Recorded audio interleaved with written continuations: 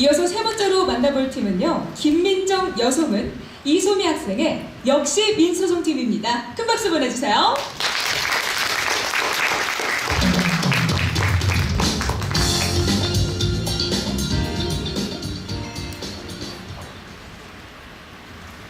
역사의 시작은 민정, 소미, 송은, 화이팅!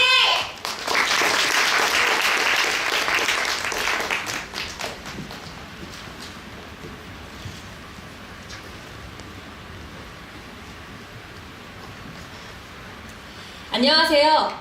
저희는 저희가 기획한 이야기로 멋진 사극 한 편을 만들어보고 싶은 역사의 시작은 민정, 소미, 송은 역시 민소송팀입니다.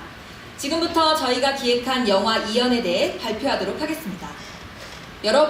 여러분은 조선의 14대 왕 선조에 대해 무엇을 어떻게 알고 계신가요? 임진왜란 때 백성을 버리고 도망친 문우, 충신 이순신을 질투한 찌질하나? 네, 물론 역사 속 부정할 수 없는 사실들입니다. 그러나 저희는 스토리 테마파크 속 자료들을 살펴보던 중 선조가 어린 시절 굉장히 총명했고 백성을 위한 실용정치를 시도하려던 인물이었다는 것을 알게 됐습니다. 그랬던 선조가 어쩌다가 역사 속에는 무능하고 찌질한 왕으로 남게 되었을까? 이 질문으로부터 시작한 저희 작품의 기획 의도를 말씀드리겠습니다. 저희는 선조의 모습 속에서 또 다른 인물을 찾아냈습니다. 오이디푸스 왕, 스핑크스의 수수께끼를 풀 만큼 지혜로운 인간. 그러나 보이는 것만을 전부라 믿고 오만하게 굴던 그는 결국 감당하기 어려운 진실을 마주하고 스스로 파멸해버립니다. 진실을 마주하다. 그것은 진실하지 못한 사람들에겐 굉장히 두려운 순간이겠죠. 이처럼 저희는 선조의 이야기를 기초로 진실의 화두를 제시한 오이디푸스 왕 이야기를 더해 120분 영화 이연을 기획하였습니다.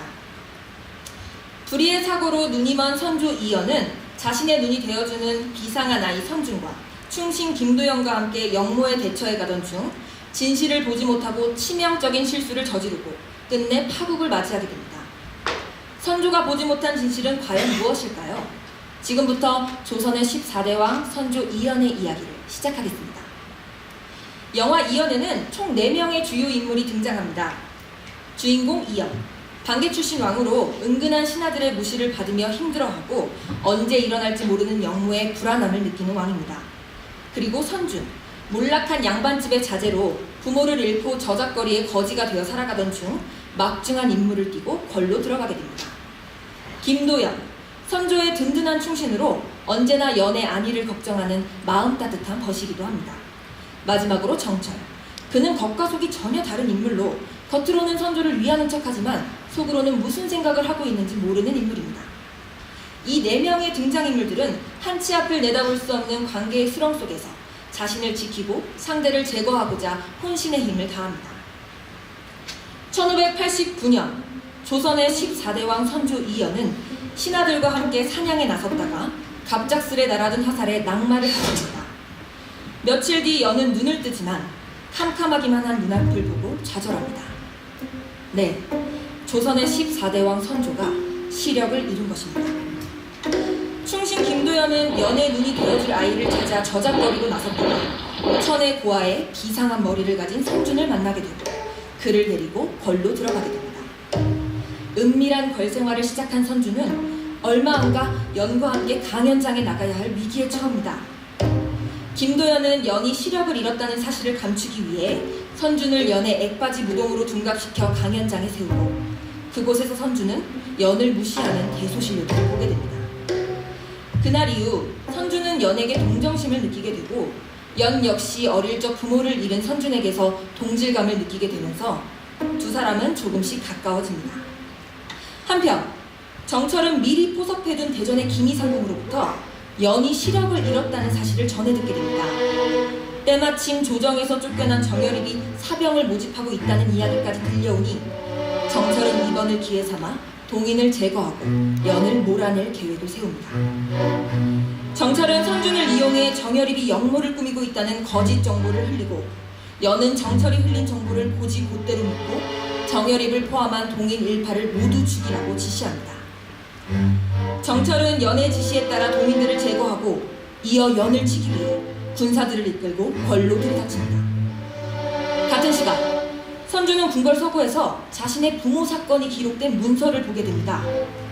선주는 문서를 통해 정철이 자신의 부모를 죽인 원수라는 것과 그동안 자신이 정철의 술수에 놀아나 연에게 거짓 정보를 보였다는 사실을 알게 됩니다. 선주는 이와 같은 사실을 김도연에게 알리고 김도연은 면을 구하고 장녀를 전사합니다. 영모에 실패한 정철은 유배를 당하는데 그곳에서 부모의 복수를 위해 따라온 선준을 만나 목숨을 잃습니다.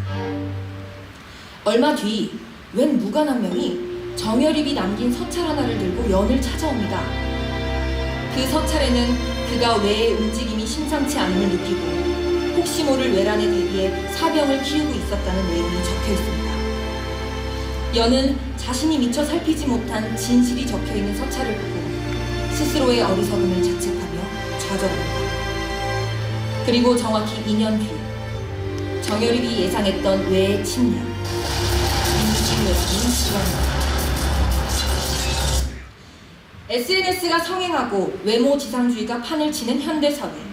저희는 이 모든 사회 현상들이 보이는 것만을 전부라 여기는 사람들의 그릇된 사고에서부터 출발했다고 생각했습니다.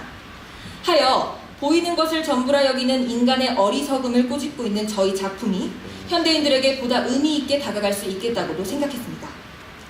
이처럼 저희는 보편적 주제의식을 담고 있는 저희의 이야기를 보다 많은 사람들이 접해보길 바라는 마음에서 영화라는 매체를 선택했습니다.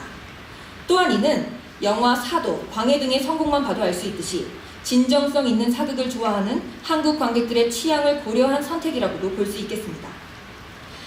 저희는 공모전이 끝난 후에도 12월 방학이 시작되며 스터디 형식으로 팀을 유지해가며 꾸준히 스토리를 발전시켜 나아갈 생각입니다. 그 과정에서 책이나 다큐멘터리, 문화유적지 답사 등을 통해 역사 공부를 보충하고 인터넷 커뮤니티 사이트를 통해 영화, 시나리오, 역사 분야의 전문가분들을 섭외하여 조언도 구해볼 생각입니다. 그렇게 한 편의 시나리오가 완성되고 좋은 기회를 모색하여 제작을 하게 된다면 저희는 이 이야기를 통해 참신한 역사 소재 발굴, 선조라는 인물에 대한 새로운 해석, 광해 관상과 같은 해석 사극의 관심 유발이라는 크게 3가지 기대 효과를 볼 수 있을 것이라고 생각합니다. 저희는 합니다. 그러기에 반드시 해냅니다. 감사합니다. 네, 작품 발표에